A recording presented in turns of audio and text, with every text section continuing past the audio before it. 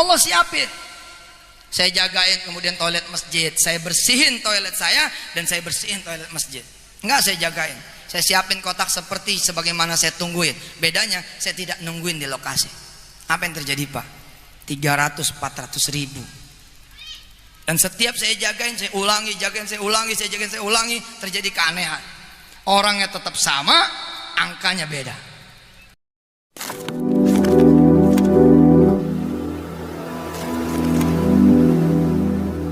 Assalamualaikum warahmatullahi wabarakatuh. Welcome back to my channel. Teman-teman, kita tahu bahwasanya Islam itu diajarkan oleh Nabi Muhammad untuk selalu amanah, selalu menjadi orang yang al-amin, orang yang bisa dipercaya, orang yang pekerja keras, orang yang taat beragama. Semuanya keberimbangan, karena emang dunia ini diciptakan untuk suatu keberimbangan, yaitu saling berpasangan. Ada baik, ada buruk, ada laki-laki, ada perempuan gitu. Ada urusan dunia, juga ada urusan akhirat. Nah, kalian bisa lihat video ini dan nanti saya akan simpulkan apa yang menjadi pendapat saya. Dan saya katakan bahwasanya kenapa saya nggak perlu klarifikasi, atau misalkan kenapa saya nggak tabayun aja.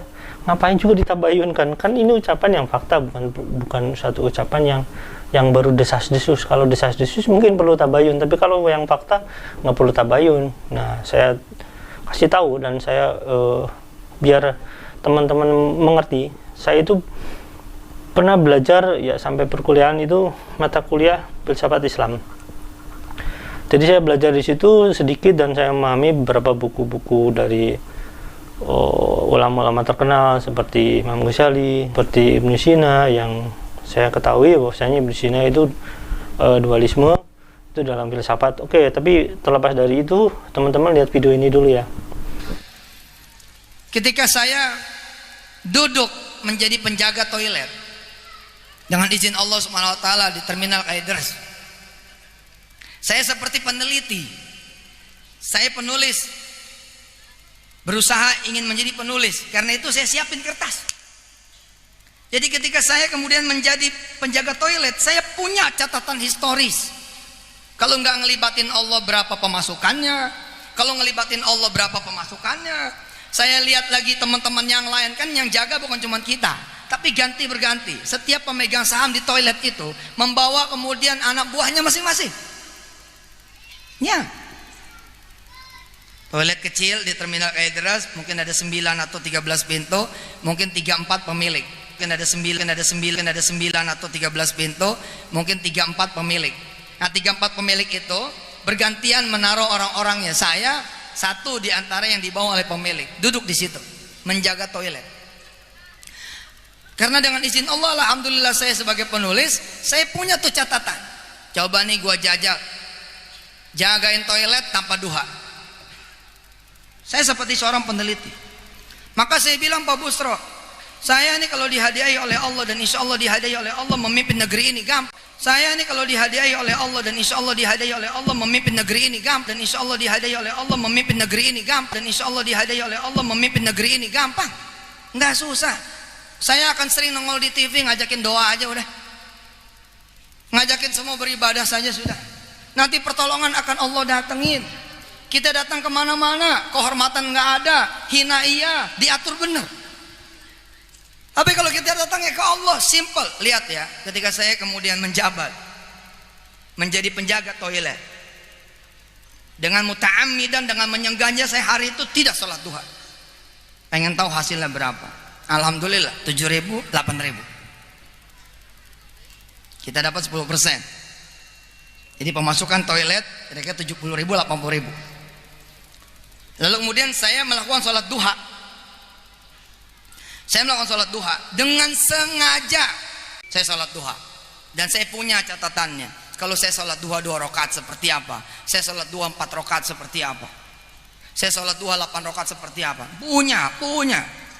Sekarang ini alhamdulillah Allah Subhanahu wa taala mengizinkan saya menulis 230 buku hari ini. 90% isinya bukan teori tapi pengalaman.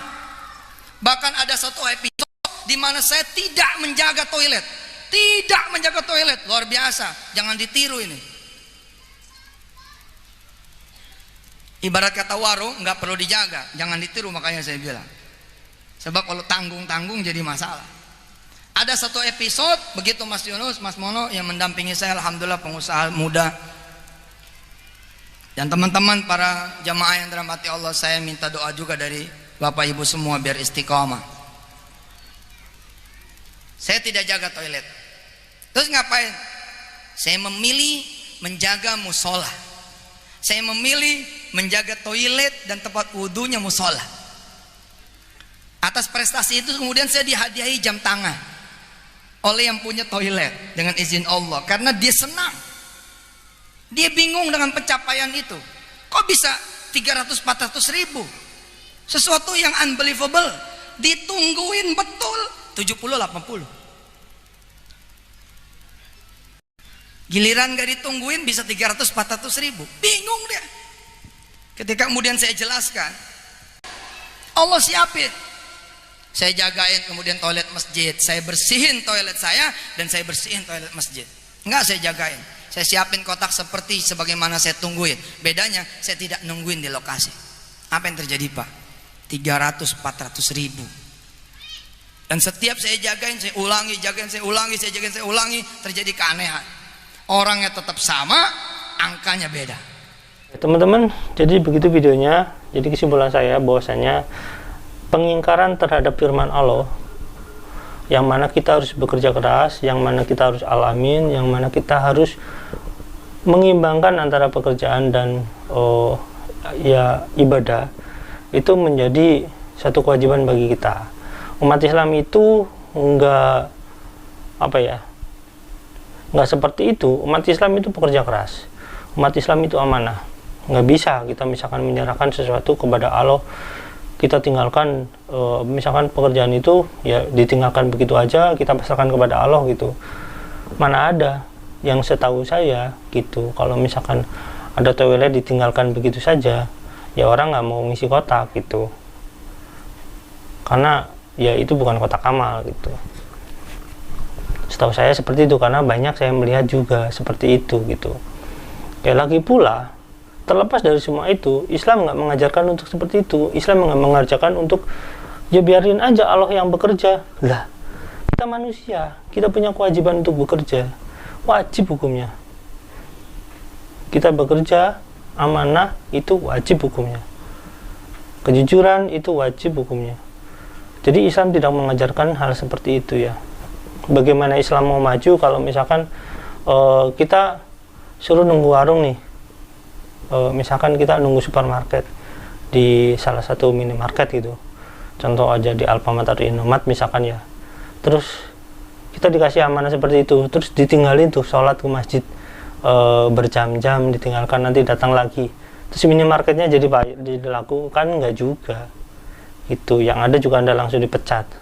Jadi jangan ikuti pola-pola yang seperti itu, karena Islam itu memang adalah umat-umat yang pekerja keras, amanah, yang diajarkan oleh Nabi Muhammad untuk alamin. Dan yang jelas tidak ada kiai ataupun ulama besar yang mengajarkan hal seperti itu gitu. Kita boleh beribadah, tapi tidak boleh meninggalkan kewajiban pekerjaan, apalagi itu suatu amanah yang diberikan oleh seseorang karena mempercayai Anda gitu. Ini bukan soal nanti Anda dapat uang banyak atau bukan ya, karena itu juga masih dipertanyakan apakah bisa seperti itu setiap hari, nggak mungkin itu. Kita bisa buktikan gitu, tinggal di situ dia aja kalau misalkan mau dibuktikan gitu. Tapi kan terlepas daripada besar kecilnya uang, terlepas daripada besar kecilnya suatu pendapatan, itu yang terpenting bagi umat Islam adalah amanah. Terima kasih, sekian buat teman-teman. Ini kesekian kalinya saya review tentang ceramah atau pidato atau stand up comedy ya. Saya nggak tahu, yang jelas seperti itu. Ini mungkin jadi pelajaran buat kita semua agar lebih belajar lagi tentang Islam, agar lebih belajar lagi tentang syariat-syariat Islam. Sekian, jangan lupa like, subscribe, dan komen. Wassalamualaikum warahmatullahi wabarakatuh.